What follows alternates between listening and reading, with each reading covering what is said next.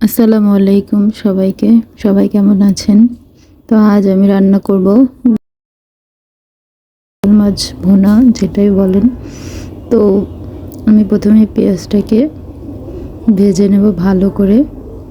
তো পেঁয়াজটা যখন হালকা ব্রাউন কালার হয়ে যাবে তখন আমি অল্প একটু পানি দিয়ে দেব। এরপর আমি একে একে আদা বাটা, রসুন বাটা, জিরে বাটা, মরিচ বাটা, হলুদের গুঁড়ো, লবণ, তো সব একসাথে দিয়ে ভালো করে নেড়ে নেব। তারপর কিছুক্ষণ তরকারিটাকে হতে দেব। যখন আমরা দেখব তরকারিটার ওপরে তেল ওঠা ওঠা ভাব হয়ে গিয়েছে, তখন আমরা বুঝে নেব যে তরকারিটা কষানো হয়ে গিয়েছে। তো তখন আমি আগে থাকতে বোয়াল মাছ, কেটে রাখা বোয়াল মাছ আমি ধুয়ে পরিষ্কার করে রেখেছি, সেটা আমরা তরকারির মধ্যে দিয়ে দেব। তো ভালো করে মশলার সাথে তরকারিটা নেড়ে মিক্স করে নেব মশলার সাথে মাছটা। তার কিছুক্ষণ পরে আমরা আগে থাকতে টমেটো বাটা বেটে রেখেছি, সেই টমেটো দিয়ে দেব। তো তরকারির মধ্যে আস্তা টমেটো থেকে যদি আপনারা বেটে কিংবা ব্লেন্ড করে দেন তাহলে এই তরকারিটা অনেক বেশি টেস্টি হয়। তো আপনারা যখনই এইভাবে রান্না করবেন, মাছ ভুনা করবেন, ঠিক আছে, তখন আপনারা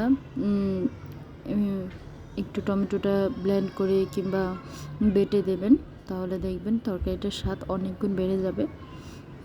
তো আমি টমেটোটা মাছের মধ্যে দিয়ে কিছুক্ষণ নেড়ে নেব। তারপর এটা ভালো করে মিক্স হয়ে গেলে আমরা এটার মধ্যে সামান্য পরিমাণ ঝোলের পানি দিয়ে দেব। ঝোলের পানিটা দিয়ে দেওয়ার পর আমরা কিছুক্ষণ ঝোলটা একটু টানিয়ে নেব।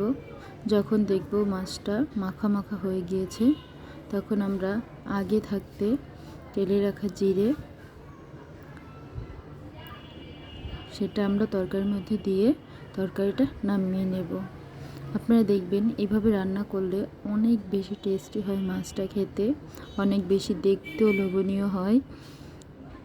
তো আপনারা একদিন অবশ্যই রান্না করবেন বাসায়, দেখবেন তরকারিটা অনেক পরিমাণ টেস্ট হয়। বিশেষ করে আমরা অনেকেই ঝোল, ভাজি বা যাই তরকারি খাই, খেতে খেতে দেখি একটা সময় মুখে কিছুই ভালো লাগে না। তো এমনিতেও বাটা তরকারি, বাটা মশলার বা বেটে মশলা বেটে তরকারি রান্না করলে এটা স্বাদই অন্যরকম হয়। তো একদিন সবাই এরকম করে রান্না করবেন, দেখবেন কীরকম হয়। আর যদি রান্না করেন অবশ্যই এই পদ্ধতিতে রান্না করলে আমাকে কমেন্ট করে জানাবেন। তো দেখবেন খেতে খুবই সুস্বাদু হয়, টেস্টি হয়। তো একদিন অবশ্যই ট্রাই করে দেখবেন। তো ভালো থাকবেন, আজ এই পর্যন্তই। সবাই ভালো থাকবেন, সুস্থ থাকবেন। আল্লাহ হাফেজ।